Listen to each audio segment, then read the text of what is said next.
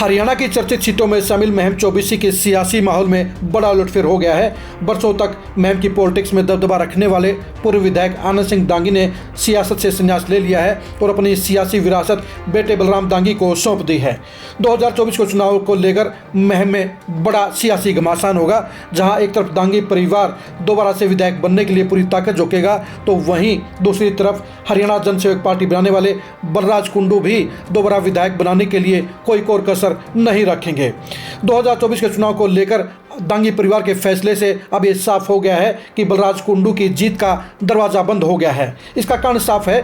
2019 को लेकर सभी लोग जानते हैं कि आनंद सिंह दांगी को हराने के लिए ही हुड्डा परिवार के वोटरों ने बलराज कुंडू का समर्थन किया था, जिसके चलते बलराज कुंडू विधायक बन गए थे। अब बलराज कुंडू को यह लगता है कि वो अपने समाज सेवी की छवि, सामाजिक कार्यों के बलबूते पर बिना हुड्डा परिवार की मदद के विधायक बन सकते हैं। इसलिए बलराज कुंडू ने नई पार्टी बनाकर दुष्यंत चौटाला की तरह किंग मेकर बनने के लिए अब बड़े पैमाने पर तैयारियां शुरू कर दी हैं और 19 नवंबर को जींद में रैली भी रख दी है। लेकिन बात करते हैं महम की। महम में आनंद सिंह दांगी ने हालात को देखते हुए सही फैसला लिया है। कहीं न कहीं उन्होंने भूपेंद्र हुड्डा परिवार की नाराजगी को खत्म करने का काम किया है और बेटे बलराम दांगी को विधायक बनाने का रास्ता साफ कर लिया है। आनंद सिंह दांगी ने महम में बड़ा शक्ति प्रदर्शन करते हुए अपनी सियासी विरासत अपने बेटे बलराम दांगी को सौंपने का ऐलान किया। आप खुद ही सुनिए कि इस शक्ति प्रदर्शन के अंदर आनंद सिंह दांगी ने अपनी पॉलिटिक्स को लेकर, अपने फैसले को लेकर क्या कहा और बलराम दांगी को जितवाने के लिए दीपेंद्र हुड्डा ने अपने भाषण में क्या क्या ऐलान किए। तो ये सारी करने की बात है, वैसे नहीं होते, करने से होते हैं। दीपेंद्र करता है तो नाम चलता है, कोई नहीं करेगा तो उसका नाम किसा। और इसी बात को लेकर के जो आज की बात हमारी चल रही है, कई जयप्रकाश भी कह गया, बत्रा साहब ने भी कह दिया, शकुंतला भी कहेगी, बलराम भावी मुख एमएलए, ठीक है यह बात।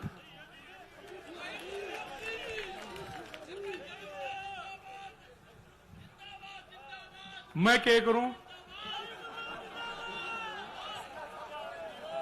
मैं क्या करूं?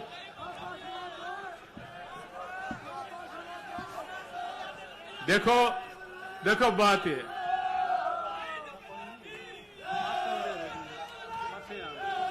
इस काम में मैं एक ही बात कहना चाहता हूं। कुछ बात तो ठीक लगे है कि बुआरा ठीक टाइम पे हो जाए तो अच्छी पैदावार हो। अगर आगे पाछे हो, लेट हो, तो उसकी पैदावार में फर्क पड़ा करे। एक तो जिस हालत में बात कर रहे हो उसके हिसाब से नू लागे सही टाइम है व्यू काम करने का।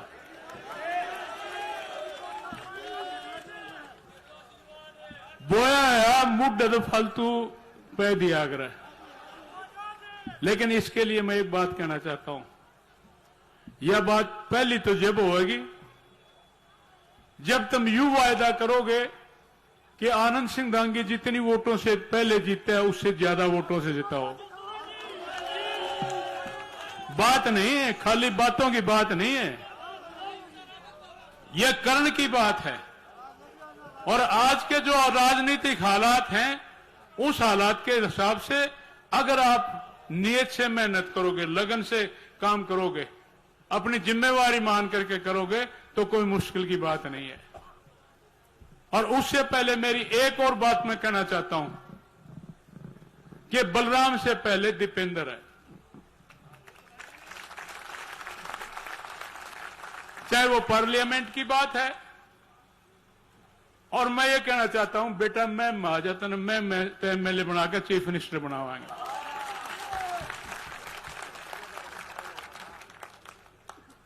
यह बात मंजूर हो तो बता दे, आड़े ऐलान होगा।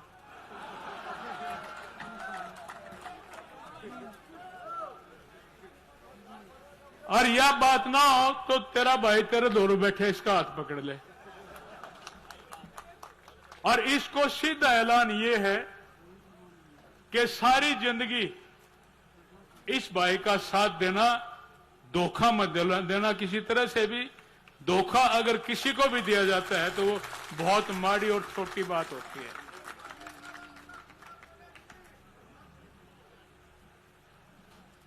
ये बातें हैं आज के इस प्रोग्राम की सीधी सी बात।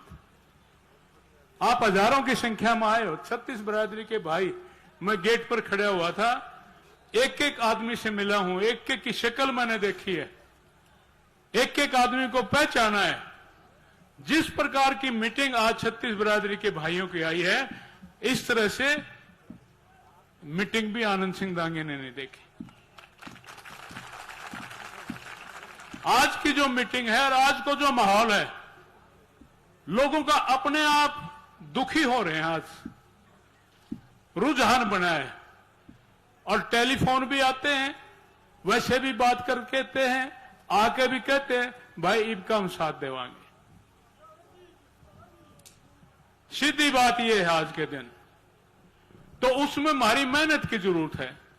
जो आज के राजनीतिक हालात हैं, जो हर तरह से प्रदेश देश को दुखी और परेशान कर रखा है, हर तरह से, उस हिसाब से आज आदमी दुखी है।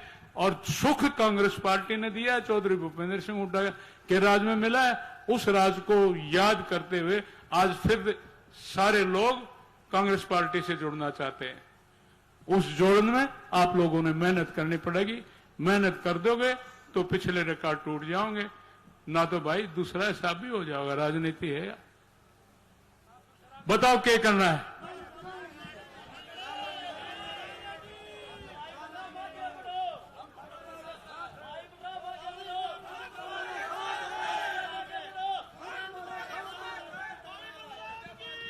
तो मेरी सीधी सी बात है,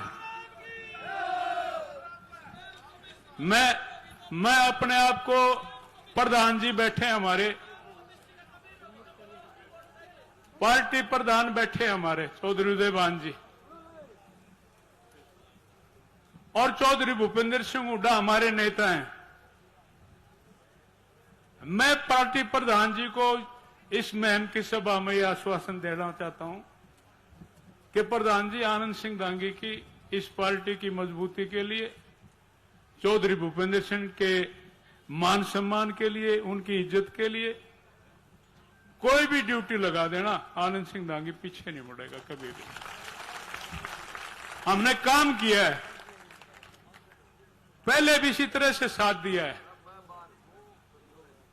अपनी वोट बाद में, पहले चौधरी भूपेंद्र सिंह हुड्डा की।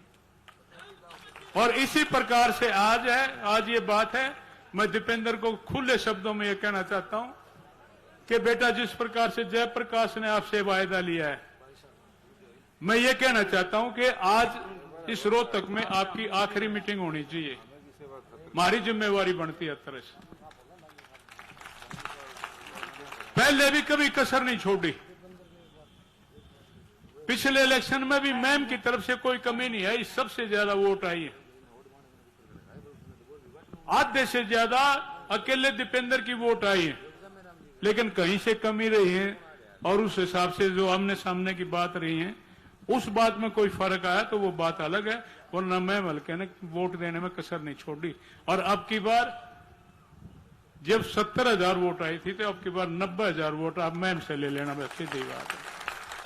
90,000 वोट मैम से।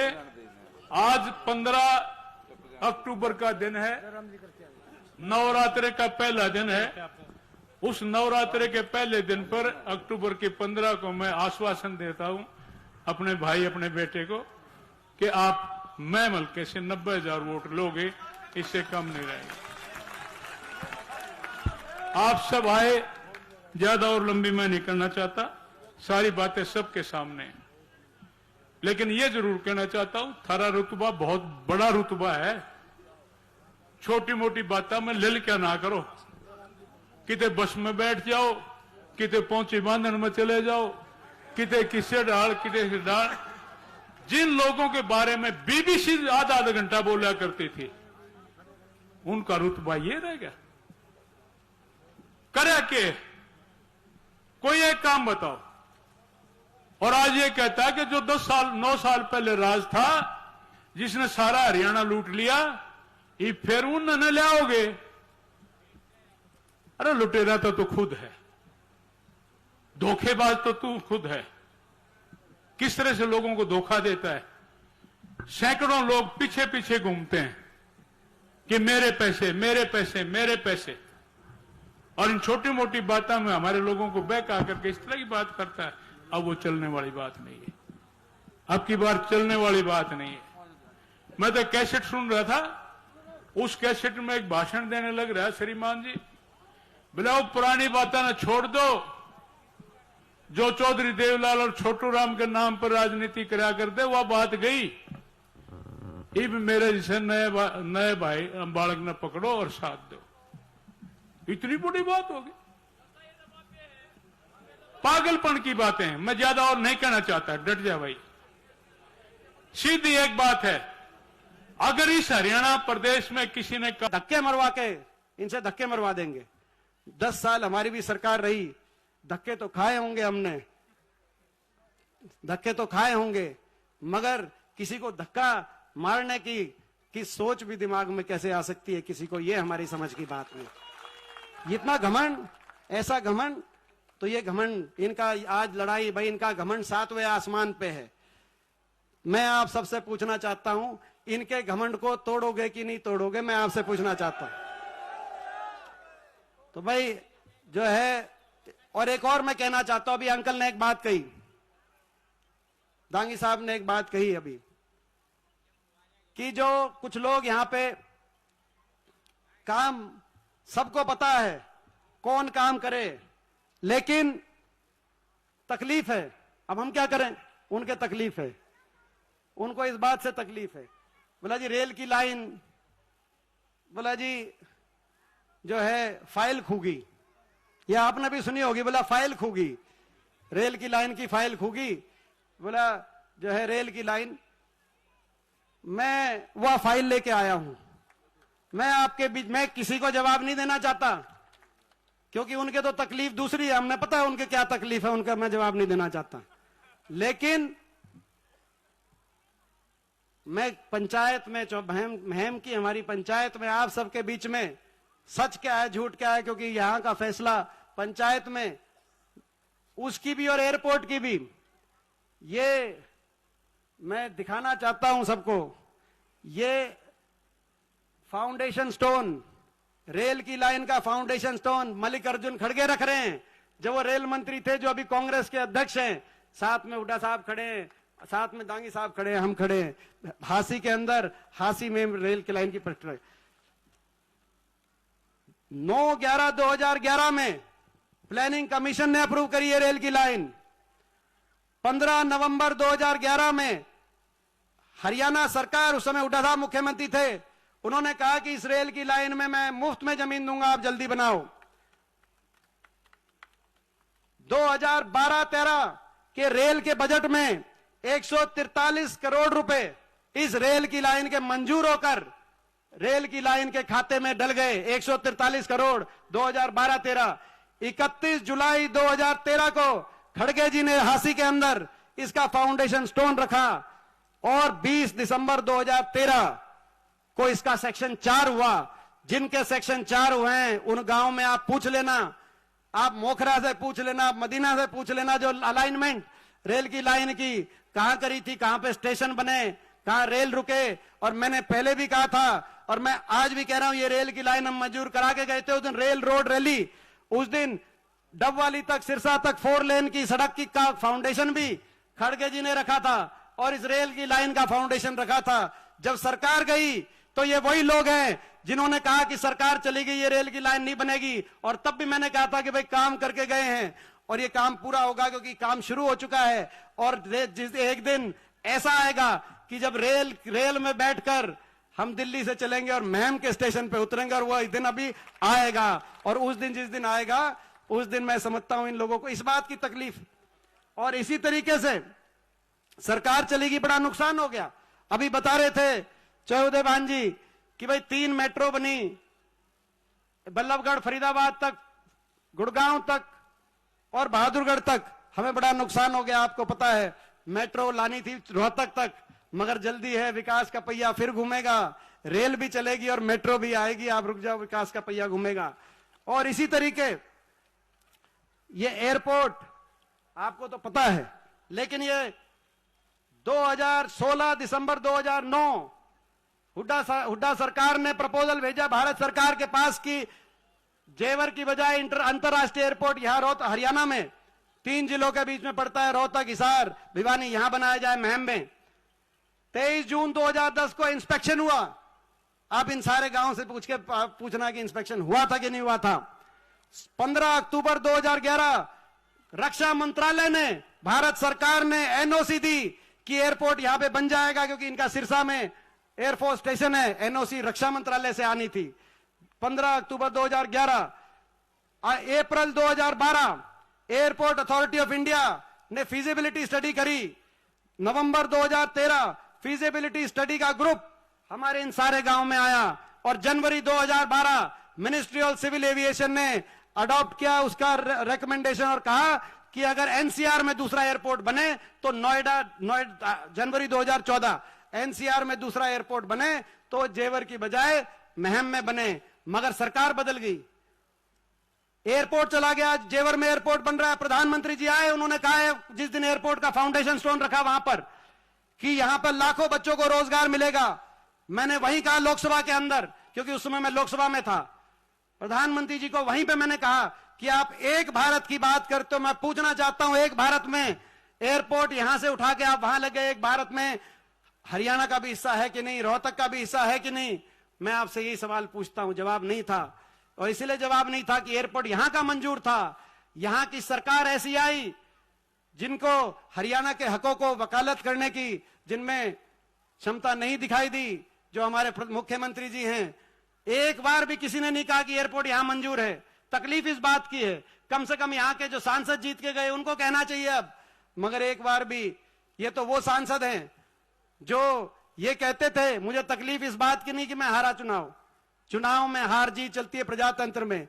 मुझे तो तकलीफ एक बात की है कि ऐसे व्यक्ति जो पार्टी कांग्रेस में थे और पार्टी कांग्रेस को ये छोड़ के गए कि भाई दीपेंद्र सांसद हैं और उन्होंने सारा विकास कार्य रोहतक में कराया और सारे जो है सारा काम वो रोहतक में करते हैं, और इस बात पे मैं कांग्रेस से इस्तीफा देता हूं। और करनाल से टिकट मांग रहे थे, उनको टिकट मिल गई रोहतक से।